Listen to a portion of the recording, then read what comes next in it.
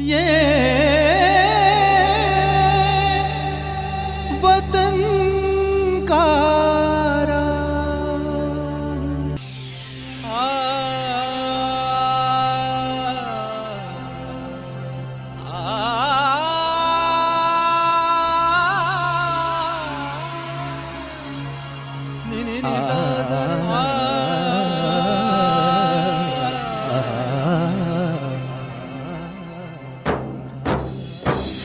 चले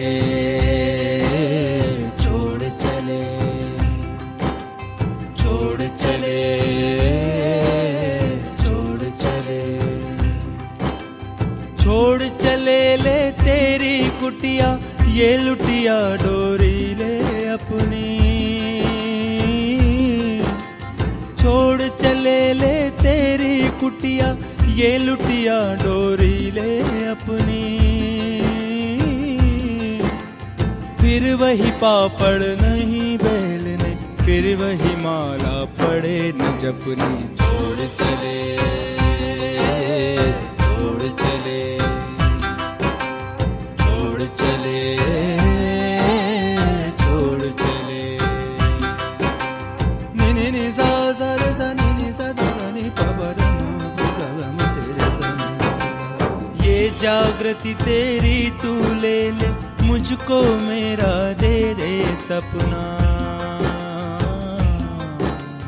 ये जागृति तेरी तू ले ले, मुझको मेरा दे दे सपना। तेरे शीतल सिंहासन से, तेरे शीतल सिंहासन से सुख कर सौ युग ज्वाला तपना। छोड़ चले छोड़ चले छोड़ चले छोड़ चले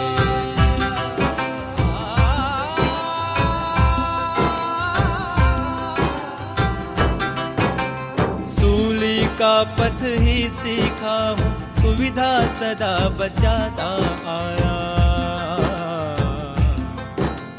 सूली का पथ ही सीखा हूँ, सुविधा सदा बचाता आया।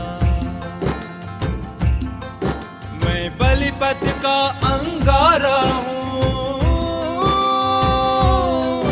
मैं बलिपथ का अंगारा हूँ, जीवन ज्वाल जलाता आया। छोड़ चले छोड़ चले नि नि नि सा सा रे सा नि नि सा दा दा नि पा बा दा मा गा गा म तेरे सा नि सा।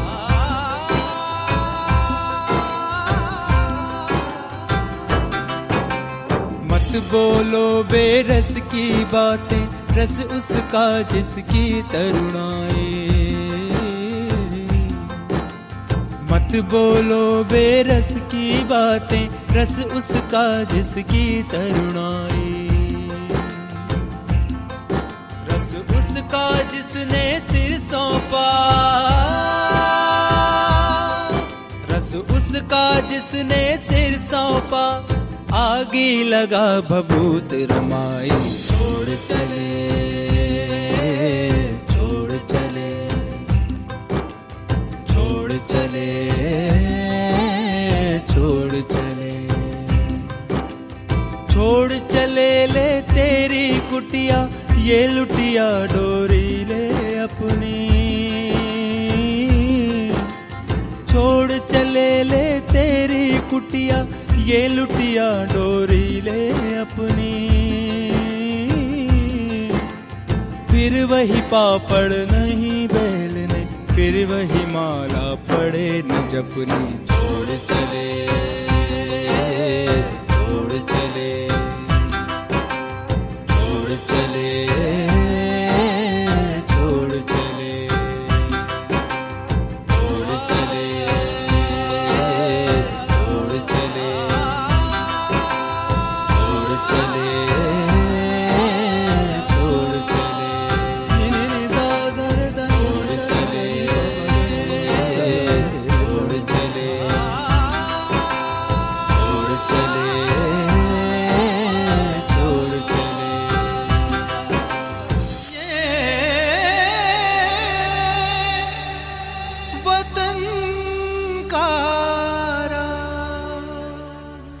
अमृतसर शहर के जलियांवाला बाग में 13 अप्रैल 1919 को लगभग 1200 लोगों को साम्राज्यवादी अंग्रेजी शासन की बंदूकों की गोलियों का निशाना बनाया गया। ये लोग एक सार्वजनिक सभा के लिए एकत्र हुए थे, जिसका उद्देश्य एक तो सरकारी दमन और रोलट एक्ट का विरोध करना, दूसरे डॉक्टर सैफुद्दीन किचलू और डॉक्टर सत्यपाल की रिहाई की मांग करना था। रोलट एक्ट क्रांतिकारी आंदोलन की बाढ़ को रोकने के लिए कुछ माह पूर्व ही पास किया गया था। जनरल डायर, जो उन दिनों सेना का कमांडर था, वो भारतीयों से बड़ी नफरत करता था। उसे इस बात पर क्रोध था कि भारतीय लोग अंग्रेज सरकार के कृतज्ञ होने की बजाय उनके विरोध में क्यों उठ खड़े हुए। उसने हिंदुस्तानियों को सबक सिखाने और उनका दमन करने की ठान ली। वैसे भी 6 अप्रैल की हड़ताल की सफलता से पंजाब का प्रशासन बौखला गया था। पंजाब के 2 बड़े नेताओं सत्यपाल और डॉक्टर किचलू को गिरफ्तार कर निर्वासित कर दिया गया, जिससे अमृतसर में लोगों का गुस्सा फूट पड़ा था। जैसे ही पंजाब प्रशासन को यह खबर मिली कि 13 अप्रैल को बैसाखी के दिन आंदोलनकारी जलियांवाला बाग में जमा हो रहे हैं, तो प्रशासन ने उन्हें सबक सिखाने की ठान ली। एक दिन पहले ही मार्शल लॉ की घोषणा कर दी। पंजाब के प्रशासक ने अतिरिक्त सैनिक टुकड़ी बुलवा ली थी। ब्रिगेडियर जनरल डायर के कमान में ये टुकड़ी 11 अप्रैल की रात को अमृतसर पहुंची और अगले दिन शहर में फ्लैग मार्च भी निकाला गया। आंदोलनकारियों के पूर्व निर्धारित कार्यक्रम के अनुसार बैसाखी के दिन 13 अप्रैल 1919 को अमृतसर के जलियांवाला बाग में एक सभा रखी गई, जिसमें कुछ नेता भाषण देने वाले थे। हालांकि शहर में कर्फ्यू लगा हुआ था, फिर भी इसमें सैकड़ों लोग ऐसे भी थे जो आसपास के इलाकों से बैसाखी के मौके पर परिवार के साथ मेला देखने और शहर घूमने आए थे और सभा की खबर सुनकर वहां जा पहुंचे थे। सभा के शुरू होने तक वहां 10-15 हजार लोग जमा हो गए। तभी इस बाग के एकमात्र रास्ते से डायर ने अपनी सैनिक टुकड़ी के साथ वहां पोजीशन ली और बिना किसी चेतावनी के गोलीबारी शुरू कर दी। जलियांवाला बाग में जमा लोगों की भीड़ पर कुल 1650 राउंड गोलियां चलाई गईं, जिसमें सैकड़ों अहिंसक सत्याग्रही शहीद हो गए और हजारों घायल। घबराहट में कई लोग बाग में बने कुएं में कूद पड़े। कुछ ही देर में जलियांवाला बाग में बूढ़ों, महिलाओं और बच्चों सहित सैकड़ों लोगों की लाशों का ढेर लग गया। बाग के मुख्य द्वार के पास एक ऊंची जगह पर मोर्चा जमाकर डायर ने गोली चलाने का आदेश दिया, जबकि उसने पहले कोई भी चेतावनी नहीं दी थी। डायर का आदेश होते ही वहां मौजूद सैनिकों ने सभा के लिए एकत्र भीड़ पर लगातार गोलियां बरसाना शुरू कर दिया। पहले तो लोग कुछ समझ ही नहीं पाए, फिर जान बचाने के लिए इधर उधर भागने लगे, जबकि डायर लोगों को नजदीक से अच्छी तरह देख रहा था और वो सैनिकों को उसी दिशा में गोलियां चलाने का आदेश देता जिधर ज्यादा भीड़ थी। सूर्यास्त से कोई 5 मिनट पहले सब कुछ समाप्त हो गया। सर वैलेंटाइन चिरोल के अनुसार ब्रिटिश भारत के इतिहास का ये एक काला दिन था। कांग्रेस की पंजाब जांच समिति के मुताबिक इस दिन 1200 व्यक्ति मारे गए थे और 3600 घायल हुए थे। इसके बाद उस आतंकमयी रात में कर्फ्यू लगा दिया गया, जिसमें बहुत से घायल जो बचाए जा सकते थे वे भी नहीं बचाए जा सके। घायलों की कोई देखभाल करने वाला नहीं था और घायलों ने भयानक नीरवता और सन्नाटे में एक दूसरे की आंखों के सामने तड़प तड़प कर दम तोड़ दिया।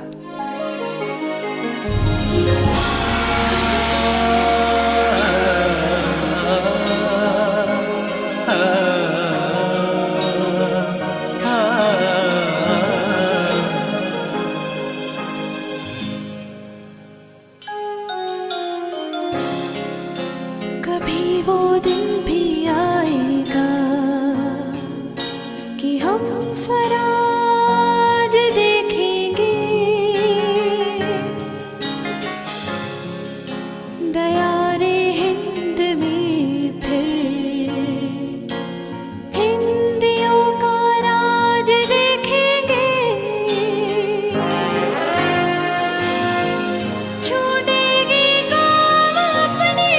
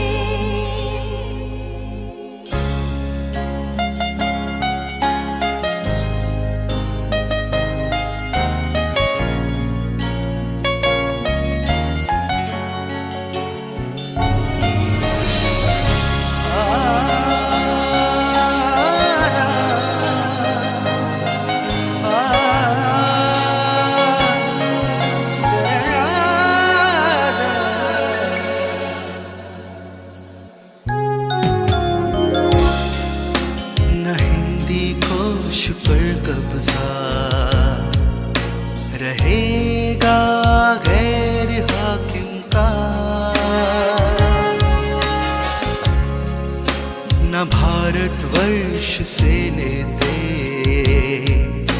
किसी को ताज देखेंगे, तकालीफा मसायब दूर होंगे हने भारत के। सवरते हिंद में बिगड़े हुए सब काज देखेंगे। कभी वो दिन भी आएगा कि हम स्वराज देखेंगे। दयारे हिंद में फिर हिंदियों का राज देखेंगे।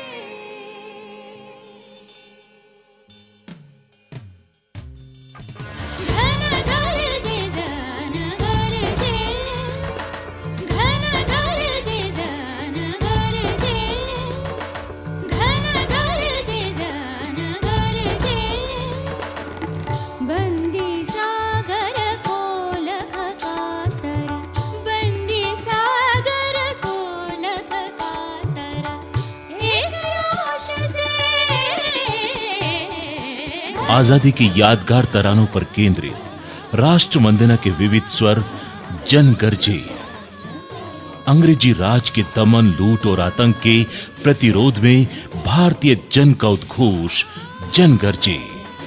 स्वराज संस्थान संचालनालय की प्रस्तुति ऑडियो एल्बम का संग्रह जन गरजे। घन गरजे जन गरजे, घन गरजे जन गरजे। ये वतन का राज। वतन का राग कार्यक्रम में एक बार फिर आपका स्वागत है। जांच समिति ने डायर से जब सवाल किया कि डॉक्टरी सहायता के लिए उसने क्या व्यवस्था की थी, तो उसने दो टूक जवाब दिया कि ये उसका काम नहीं था। उसने बड़ी बेबाकी से कहा था कि मैंने ये फैसला कर लिया था कि अगर मैं गोली चलाऊंगा तो फिर जमकर गोली चलेगी, जिससे कि उसका पूरा असर पड़े। मैंने ये घोषणा भी कर दी थी कि अगर मैं गोलियों की एक बौछार करता हूँ तो फिर मुझे कई बौछारें करनी पड़ेंगी। लाहौर में हंटर समिति के सामने अपना बयान देने के बाद जब डायर रेलगाड़ी से लौट रहा था, तब संयोग से जवाहरलाल नेहरू भी उसी डिब्बे में थे। ऊपर की बर्थ पर लेटे हुए नेहरू उनकी बातें सुन रहे थे। वो अपने साथियों से, जो सभी फौजी अफसर थे, अमृतसर की घटना का बखान शान से कर रहा था। वो गर्व के साथ कह रहा था कि पूरा शहर उस वक्त उसके रहमो करम और दया पर निर्भर था। एक बार उसकी इच्छा हुई थी कि उस विद्रोही शहर को वो राख के ढेर में तब्दील कर दे, लेकिन तरस खाकर उसने ऐसा नहीं किया। लेफ्टिनेंट गवर्नर माइकल ओडायर उस समय पंजाब में ब्रिटिश सरकार का मुख्य अधिकारी था। उसने जनरल डायर की इस वहशियाना करतूत से पूरी तरह अपनी सहमति जताई और सिर्फ लोगों को आतंकित करने के लिए ही राज्य में सर्वत्र दमन का आदेश दे दिया। जैसा कि गैर सरकारी पंजाब जांच समिति की रिपोर्ट में, जिस पर गांधी जी, CR दास सहित अन्य लोगों ने दस्तखत किए थे, बताया गया था कि जनरल डायर ने आतंक का जो वातावरण बनाया, उसे बाद के 2 महीनों में सर माइकल का संरक्षण और अनुमोदन मिलता रहा। देशबंधु ने लाहौर में भाषण देते हुए कहा था कि मैंने अपनी आंखों से देखा है कि बहुत सारे लोगों को जमीन पर रेंगने का आदेश दिया गया। सबके सामने जबरदस्ती उन्हें नंगा किया गया और उन्हें पेट के बल धूल में रेंगना पड़ा। सबके सामने उन्हें हंटर लगाए गए और सैकड़ों अन्य तरह से कष्ट दिया गया। ब्रिटिश सेना की शह पर और सत्ता में मदांध होकर सर माइकल ने किसी की भी आलोचना की कोई परवाह नहीं की। इससे कुछ दिन पहले रॉलेट एक्ट के विरुद्ध गांधी जी के सत्याग्रह के आह्वान की वो निंदा और विरोध भी कर चुका था। उसने बड़े गर्व से कहा था कि उस गांधी को बता दो कि मेरे बाजू की ताकत उसकी आत्मा से अधिक असर रखती है। जलियांवाला बाग के नृशंस नरसंहार के बाद ही उसने गुजरांवाला में हवाई जहाज से बम बरसाने और मशीन गनों से गोली चलाने तथा पंजाब में अन्य पाशविक कार्रवाइयों का आदेश दिया था। जलियांवाला बाग में जिन लोगों ने अपनी जान की कुर्बानी दी, वे एक ऐतिहासिक प्रेरक ऊर्जा स्रोत बन गए। गांधी जी, जो अब तक ब्रिटिश संसदीय प्रणाली की उदार परंपरा पर अपनी आशाएं केंद्रित किए थे, सब बिखर गईं। उनका सारा भ्रम टूट गया। अब वे ब्रिटिश सत्ता के प्रति पक्के विद्रोही और अपने अनुयायियों के लिए एक महात्मा हो गए। इस घटना ने देशवासियों में आज़ादी के लिए पूरी ताकत के साथ संघर्ष करने की भावना जागृत की। जलियांवाला बाग की हृदय विदारक घटना का जो भी प्रभाव जिस व्यक्ति पर पड़ा वो अलग था, लेकिन पंजाब के एक 19 साल के भावुक नवयुवक ऊधम सिंह पर इस घटना का ऐसा असर पड़ा कि वो दहल गया। उसने प्रण किया कि वो जनरल डायर से इसका बदला जरूर लेगा। उसके दिल पर ऐसा गहरा घाव लगा जो समय गुजरने के साथ भरा नहीं। आखिर उसने सन 1942 में एक दिन लंदन के कैक्सटन हॉल की एक सार्वजनिक सभा में डायर को घेर लिया और गोली मारकर उसे मौत के घाट उतार दिया। पुलिस ने उसे गिरफ्तार कर लिया। अपने देश से बहुत दूर उसे ब्रिटिश जेल में फांसी पर चढ़ाया गया, लेकिन उसे खुशी थी कि भले ही देर से सही आखिर वो अपने देश के अपमान का बदला लेने में सफल हो सका था।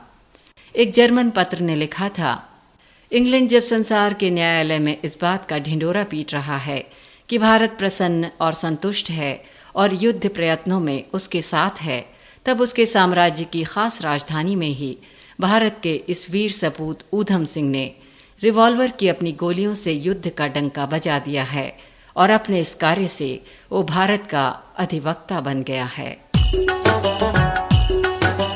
लगन आजादी दी जरा भी, लगन आजादी दी, लगन आजादी दी जरा भी, लगन आजादी दी, लगन आजादी दी जरा भी, लगन आजादी दी, लगन आजादी दी जरा भी, लगन आजादी दी, लगन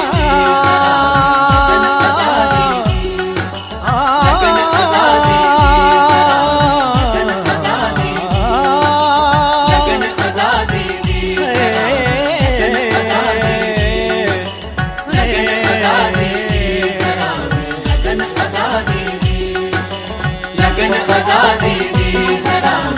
लगन आजादी दी, लगन आजादी दी लगन आजादी दी जरा भी, लगन आजादी दी, हाँ लगन आजादी दी, लगन आजादी दी,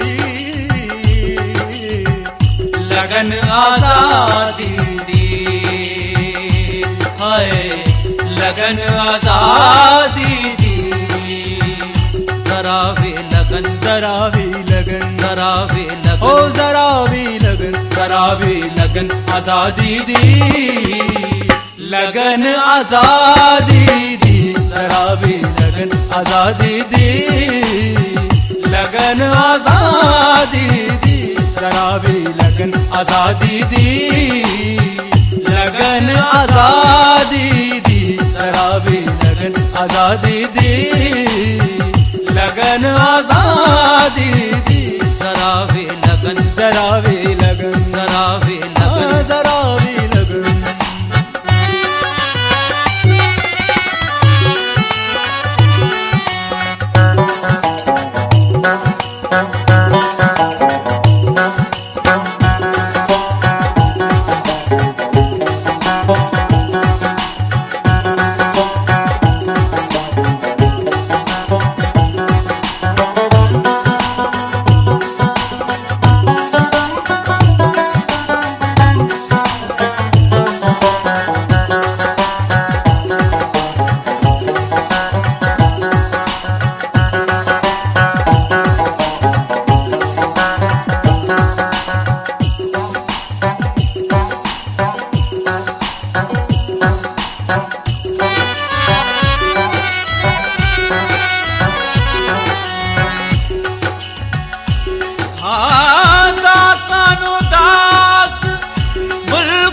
बनना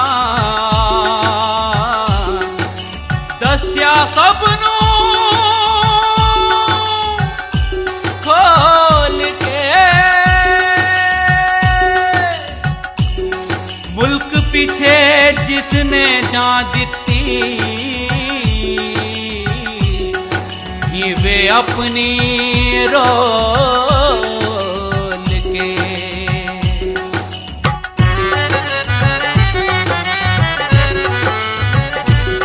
ओ सरदार शहीदा होया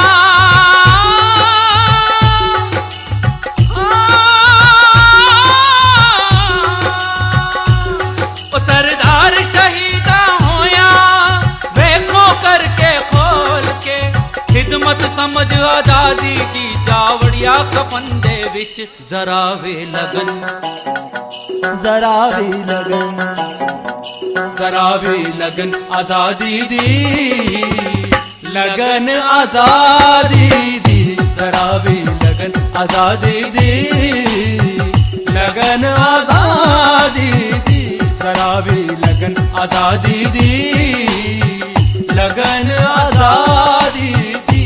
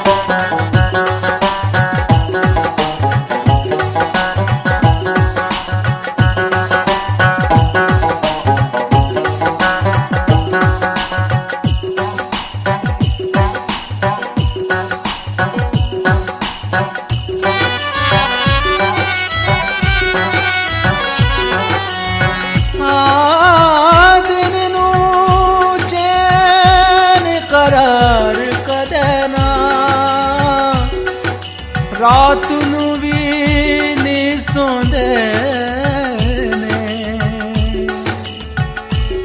हाँ बड़े वहे नी दर्द विच उठ उठ के ओ बेंदे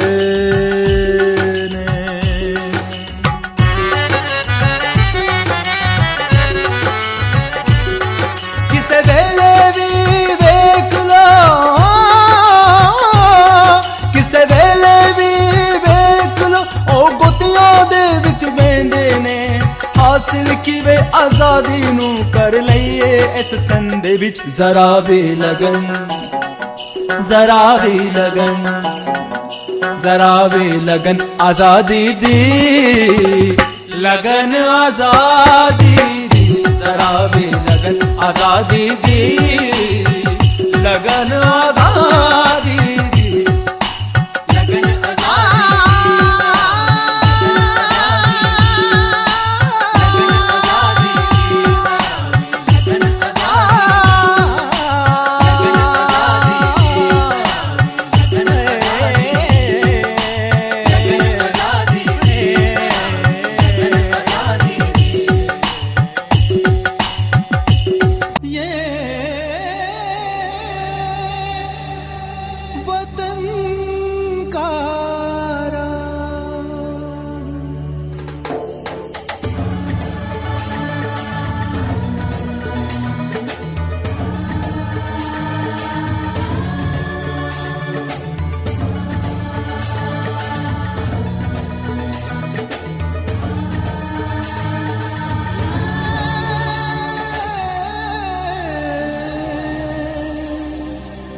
वतन